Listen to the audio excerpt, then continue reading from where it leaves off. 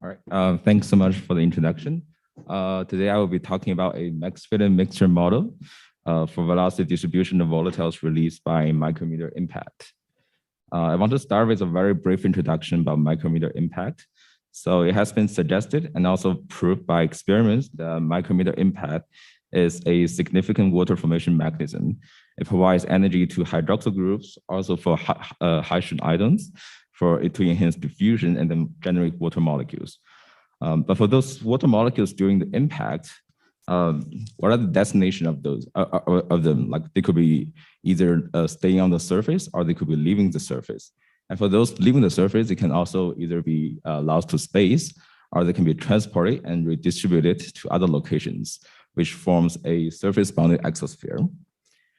So previous work by Farrell, Hurley, and Zimmerman has been focused on two important space weathering processes that contribute to this surface-bounded exosphere, which are solar wind sputtering and impact vaporization.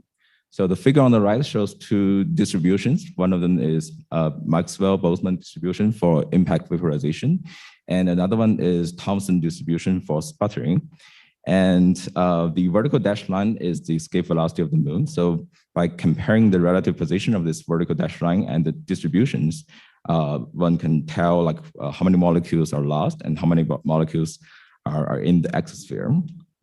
So previously, we have been using a molecular dynamic simulation to track the chemical reactions that form water molecules on a hydroxylated surface. And so in the paper, we mainly focused on what's happening on or beneath the surface, and we want to see the accumulation of water molecules. But we do have a lot of data for those molecules that leave the surface. And then we plot the velocity distribution on the right, and also like tracking all the free molecular trajectories of the water molecules. And we realized that in the atomic scale, the micrometer impact is actually a very non-equilibrium state, non-equilibrium process. And simply assuming it to be equilibrium and using Maxwellian distribution might not be the best choice. So we started to think that this actually might be a mixture of Maxwellian distributions. So by the mixture of Maxwellian distribution, and here's a very simple example. Suppose we have two groups of molecules that both follows Maxwellian distribution but with different temperatures. So for example, for the F1, which is the red curve, and for the blue one, F2, which is the blue curve, F1 has a relatively lower temperature and F2 has a higher temperature. And then we have another group, which is Fs, which is it contains 20% of group 1 and 80% of group 2. So the analytical expression is simply the mixing ratios times the VDF, and then we add them together. So it's showing the purple curve on the right plot. And then we can use some Monte Carlo method to generate some random data that follow this purple curve. And now back to the question of our MD simulation data. So what we have right now is actually this blue histogram from the MD simulation data. And we can always feed this histogram with the purple curve. But now the question is, what are the Maxwellian distributions that made this purple curve? It could be two Maxwellian distributions, or it could be more. So this is actually a very typical classification problem, and we can use a traditional statistical learning method called expectation maximization. And the plot on the right shows how the algorithm works. So the green diamonds are when I input the histogram in the last slide, this blue histogram into the program, and the green diamonds are how the algorithm classified those two groups, and it matches pretty well with our previous setup, which is like 20% of low temperature group and 80% of high temperature groups. So this indicates that we can directly use these methods to test our MD simulation data. But before that, another question is, what is the optimal number of groups? Because for the example, we know that it consists of two Maxwellian distribution, but for the actual data, we really don't have that information. It could be two Maxwellian, or it could be more. So the way to solve this is again using this expectation maximization method, and we can add another parameter, which is the number of groups, and we add another layer of optimization, and we test the number of groups from 1 to 10, and And basically, we can find an optimal number of groups based on this method. And here on the right, I'm plotting when I set the group to 2 and 5. So both of them actually indicates that there's a very, very low temperature group, which is pretty interesting. And in this study, I'm going to start with the 2 groups of Maxwellians just to see what's the physics behind this. So the low temperature group and the high temperature group made us think that the possible reason for this is actually the origin of those released molecules.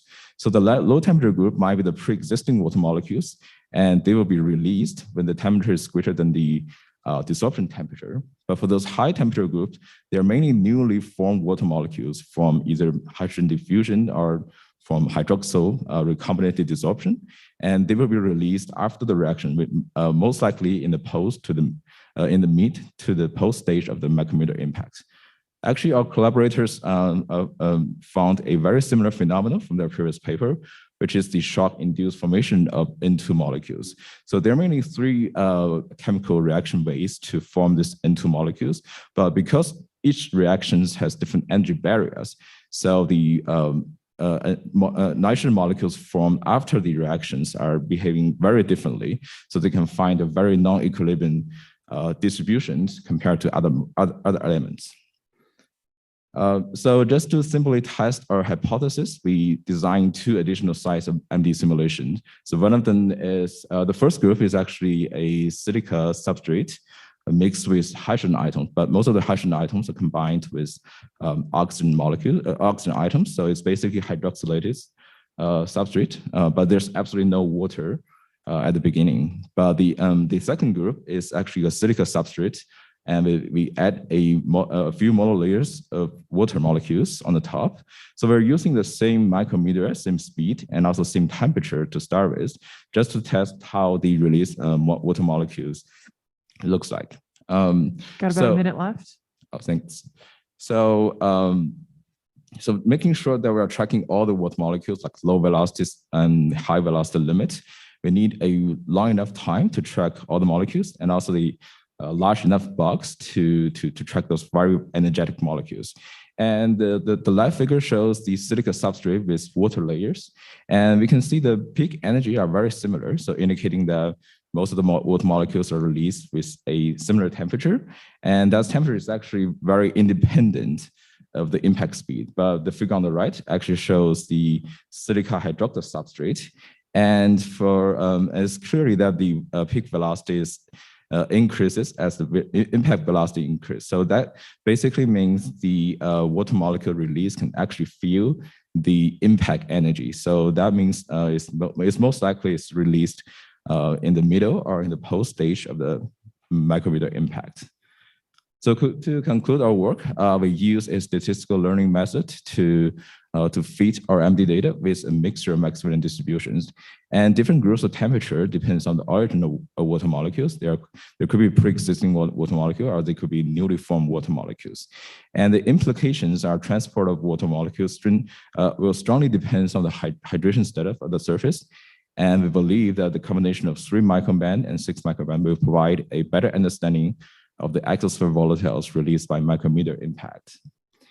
And also, I want to acknowledge Dr. Kelly and Dr. Tucker for very helpful discussion on this work. And thank you for listening. Thanks.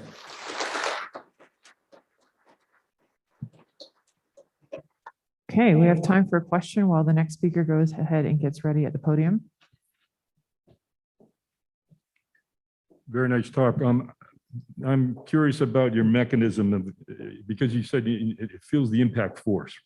It needs a force for sure. So what do you mean by the impact force? Because normally there's a repulsive potential that is involved relative to the other molecules around. So I'd like to know what you think is the real force that's driving this. Yeah, so I think the real force could be very complicated. There could be like sputtering for the very energetic atoms, and there could be similarly released. So I think this should be this actually should be our future work, like try to actually figure out like what is the force term for each processes. Thanks.